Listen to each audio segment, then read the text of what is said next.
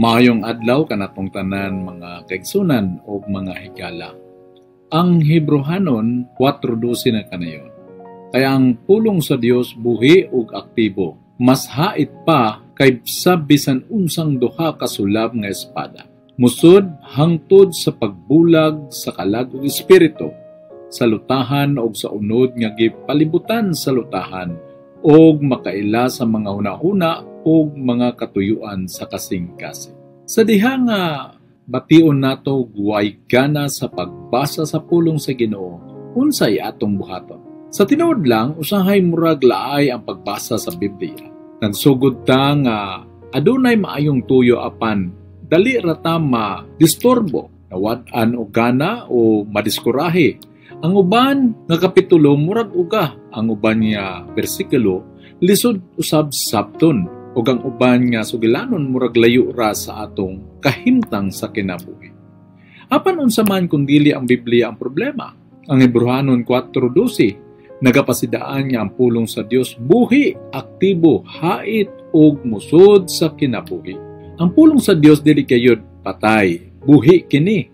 Kung murag walay kinabuhi kini para nato, basin dili ang pulong ang uga, apan ang atong kasing-kasing mao ang nadistorbo. Ang pulong sa Dios buhi ug aktibo.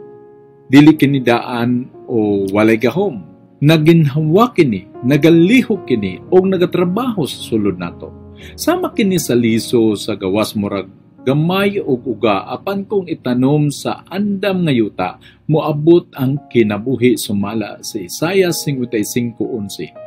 Kung ang Biblia murag walay kinabuhi, bangutan na ang imong kaugalingon.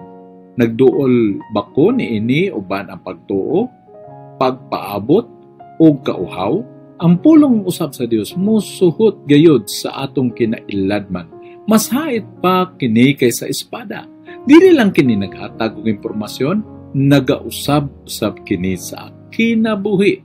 Sama kini sa ginagamit sa doktor nga musamad og naay gamay nga sakit nga imong mabati apan aron lang pag-ayo kanimo.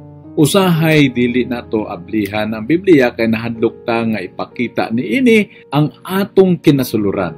Apan kung tugutan nato musuhop kini, mauray panahon nga makaayo kini sa atong kinabuhi dalay ko ng Dios. Sa katapusan, ang pulong nagapadayag sa atong kasing-kasing. Kini nakaila sa mga hunahuna o katuyuan sama sa usa ka salamin nga nagpakita sa tinuod nato nga pagkatao sumala sa Santiago 1:23-24.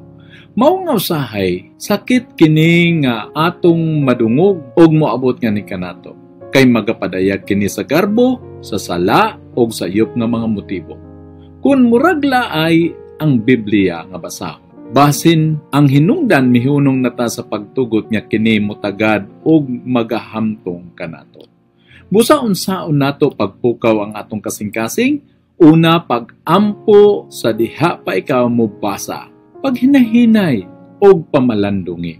Isulat ang imong natun-an, tangtanga ang mga sagabal o babag og magbasa uban usab sa ubang nga mga kasuhanon. Ang Biblia dili laay, usa kini ka hinagiban, usa ka tambal, usa ka sulat sa gugma, ug usa ka salamin sa atong kalag. Kung kini murag uga, ayaw biya, palig-una ang imong pagduol. Pangayuwa sa Dios nga pukawon ang imong kasing-kasing kay ang problema dili naa sa pulong, apan sa atong pagdawat niini. Ang Diyos magapanalangin ka nato, magaampo kita.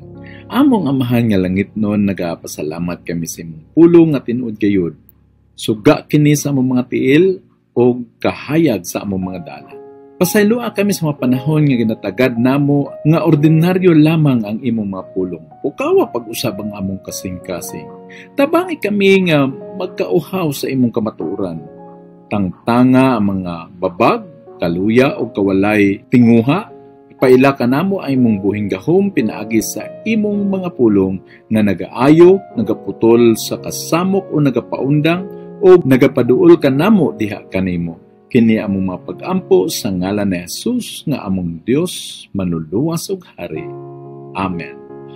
Ang Dios magapanalangin kanatong tanan og mayong adlaw dalay ko na Dios.